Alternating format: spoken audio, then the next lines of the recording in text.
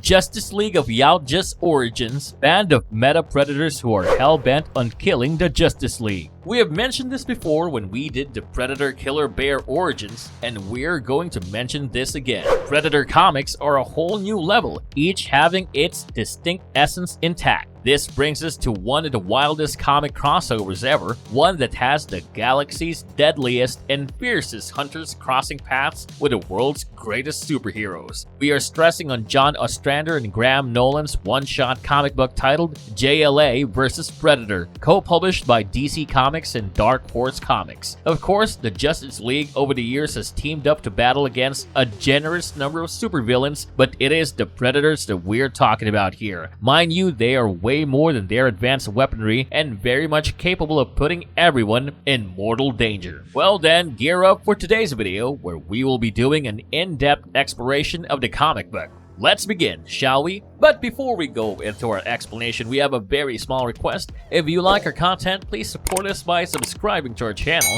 This is a small click for you, but for us, it means a lot. Thank you, and let's begin.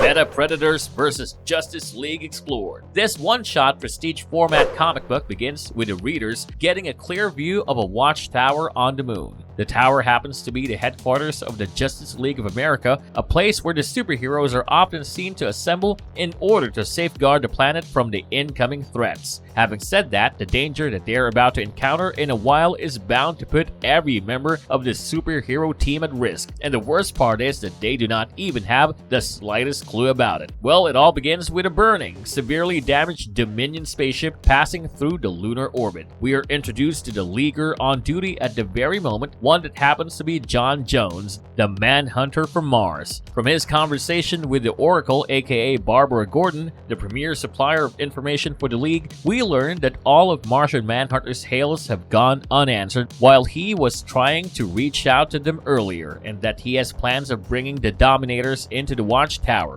Barbara attempts to warn John and tells him that the Dominators aren't really friends of the League or of Earth for that matter, especially given the fact that they have tried to conquer Earth in the past. We as readers learn more about this alien race, how they are the most brilliant and aggressive military strategists in the galaxy, besides also being one of the most technologically advanced. Martian Manhunter informs the Oracle that the Dominators are attempting to reach Earth with their teleporters, but because it is beyond their range, they will perish if he does not bring them into the Watchtower. Barbara is seen to be a bit hesitant in aiding them out and the spaceship explodes. However, Martian Manhunter has already gotten a lock on them and the Dominators are seen to materialize in the Watchtower. But instead of being grateful towards the Martian Manhunter, they respond with hostility upon realizing that they have not reached their destination, which is Earth. One of them even shoots at the Martian Manhunter, stating to him that they will not surrender, and further says, "In saving us, you have doomed us." The hunt begins. Of course, Martian Manhunter is not able to make out the head or the tail of it, but it is precisely then when we see 3 red laser dots aimed at the back of his head. This is followed by a blast, one that misses him just by a few inches. It gets pretty clear that there happens to be another intruder amongst them in the Watchtower. He informs the Oracle about it, who asks him if he wishes to call in any of the other Justice League members. Martian Manhunter decides to determine the very nature of the attacker before letting Oracle inform the League. However, just as he is about to switch to communicating telepathically, we get to see this sharp blade right behind him, and the connection breaks off. The Oracle tries to reach out to him, but there seems to be no response from his end, thereby leaving her with no other option but to call in the troops. Amongst the available members, Batman, Green Lantern, and Superman reach out to her priority call, with the Oracle filling in the details to the trio and specifying to them about the fourth presence. Batman tells the group that his League teleporter has been locked out and suggests Superman and Green Lantern to head to the Watchtower as soon as possible. He further recommends Oracle to contact contact the other members of the League while classifying the probable attack on Martian Manhunter as a Class A menace. Oracle reaches out to the remaining members of the Justice League, Aquaman, Flash, Wonder Woman, Plastic Man, as well as the Atom, and brings them up to speed with the current situation on the Watchtower. As for Superman and Green Lantern, they are already inside the Watchtower, and even with the former unlocking the controls, they cannot spot Martian Manhunter anywhere. With Green Lantern calling out John by his name, the pair eventually comes across the severed head of the Martian Manhunter, one that's impaled on some kind of a spear. Now, this goes without saying that it is a horrifying sight, but it only takes Superman split seconds to utter the term predators. He briefs the traumatized Green Lantern about his and Batman's run-ins with the extraterrestrial alien race. Superman elucidates how the predators are devoted to hunting with high technology, how they take pleasure in the thrill of the hunt, and that they are known for acquiring trophies from their victims, the head and spinal cords. With Superman lamenting how the alien race has killed one of their very best, we hear the voice of the Martian Manhunter. Well, apparently he would have died had his brain been in his head, but it wasn't when his head was cut off. This can only mean one thing, that he is very much alive. With Superman bringing his head back to him, he reattaches it to his body and confides in the duo that it is only the element of fire which can truly destroy him. With Superman telling the Martian Manhunter that he was ambushed by a predator, the latter is quite taken aback. Why wouldn't he? After all, he was just assaulted by someone whom even his telepathic mind could not evaluate. With him wondering since when do the predators have psionic abilities, Batman interrupts him and also answers his question. He tells the group that he teleported the minute Superman unlocked the controls. Also, as per the teleport records, the three Dominators have made use of a teleporter to flee to Earth, each at separate locations. Batman is seen to contemplate two major things. The first is, why are the Dominators being pursued? And the second is, how is it that the one who attacked the Martian Manhunter was able to slip past his powerful telepathic senses? With John telling him that the attack has taken a temporary toll on his health and that he'd be very likely out of commission for a while, Batman comes up with a plan. The League is divided into 3 teams, and each team is sent off to the location of the Dominators. The plan is simple: subdue them and bring them back to the Watchtower for questioning. We get to see the trio of Aquaman, Wonder Woman, and Plastic Man in Venice in pursuit of the Dominator there. The trio are engaged in a friendly banter when each of them suddenly get attacked. Aquaman on water, Wonder Woman on land, and Plastic Man up in the air. What is further strange is the trio coming to realize that whoever their attackers are seem to be in possession of their parallel powers. It's actually fair to address the attackers as the better armed version of the superheroes, who are soon seen to get tired of the relentless attacks. As for Plastic Man, he's able to spot the Dominator and he wastes no time in grabbing him along with Wonder Woman and Aquaman, the latter literally in his tongue. However, with him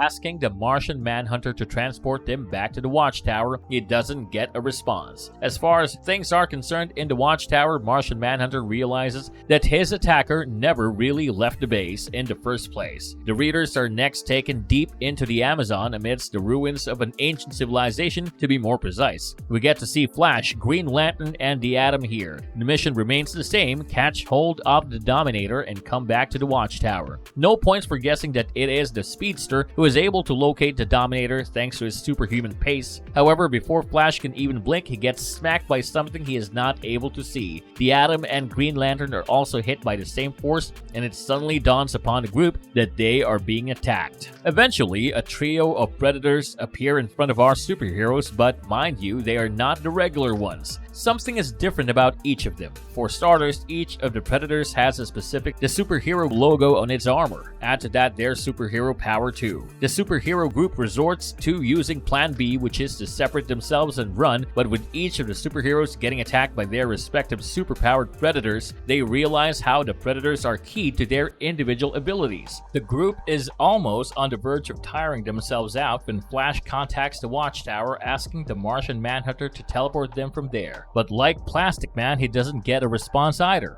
Well, looking at Martian Manhunter back at the watchtower, he surely looks occupied at the moment with his invisible attacker. Well, of course, he isn't going to teleport the members and put their lives at risk till the time he has secured the watchtower. Speaking of Superman and Batman, both are seen enjoying the beautiful countryside of England. To be honest, Superman is quite surprised to learn that Bruce fancies country life way more than the city. It's in the middle of the duo's conversation that Superman is able to lay his hands on the third Dominator, and with them attempting to go back to the watchtower before they get attacked by the Predators, the inevitable happens. With Superman getting hit on the head, he realizes who the culprits are and asks Batman to take the Dominator and go. Of course, he can't see his attacker, and to top things, his attacker seems to be as powerful as he is. There comes a point when he is not even sure if he is being attacked by a predator in the first place, but soon his concerns are put to rest. We, along with Superman, finally come face to face with a predator, one who is not only seen to imitate the superhero's dialogue, but also his whole look. We are stressing on his blue superhero costume, the flowy red cape, as well as his Superman symbol. This only infuriates Superman, as he is seen resorting to heat vision against his enemy. As for Batman, he also gets attacked by his Predator counterpart and manages to dodge an incoming blast towards him, thanks to the Dominator letting out a squeal. The Predator is about to attack Batman from behind once again when the latter and every other Justice League member are teleported back to the watchtower by the Martian Manhunter. The Martian Manhunter eventually shows the whole group his Predator, the one who remained on board with him. He possibly could not have brought back the members unless he had taken care of his attacker. Batman wastes no time and goes straight up to the Dominators and demands an explanation from them. Their immediate answer shocks the entire group, especially when they state that they came to Earth to ask for the League's protection. The Dominators label the Predators as meta-predators and explain to the League that they created the meta versions, or in their words, cloned or DNA modified them to kill the Justice League. Well, can you really blame them for always confounding their plans? Anyway, coming back to the Dominator storyline, the meta-predators ambushed everyone in the facility after waking up. Only the three of them were able to escape, and the reason why they went to Earth in the first place was to tempt them into following their instincts, to hunt and kill the Justice League. With Batman stating that they finally know what they are up against and that they can work as a team to defeat them, Superman tells the group that the Predators have made it to the watchtower. With Superman demanding the Predators to reveal themselves, they appear in front of them while imitating the last words of the Dominator. "Come where you are, to hunt, to kill."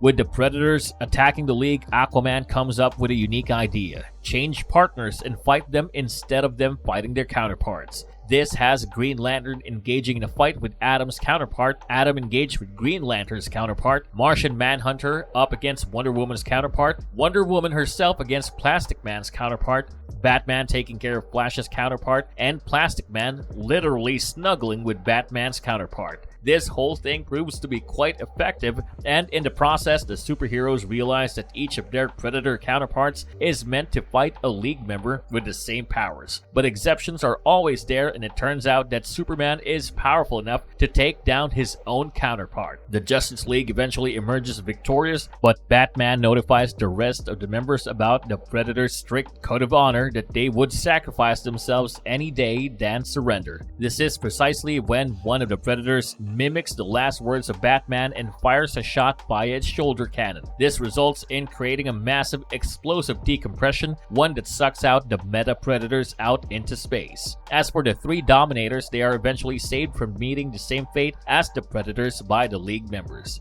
Green Lantern also manages to plug the hole. The Dominators are sent back to their home planet. Batman informs them that the controls on their spaceship are preset to their homeworld and that they won't be able to countermand them. In fact, the Martian Manhunter has also set a telepathic command in them so as to prevent them from altering the settings of the controls. Of course, the Dominators are surprised by the gestures of the League. They tell them that they don't really understand why they saved them in the first place when they knew that they were trying to kill them. They further tell the League that they are sending them home aware of the fact that they are capable of making more of such predators and definitely stronger ones than before. It is then that Superman tells them that they believe in preserving life, and given a chance they would have saved the meta predators too, because all life, according to them, has worth. The issue ends with Superman further stating that hopefully someday the Dominators will comprehend the message. After all, it is on hope that the future is built.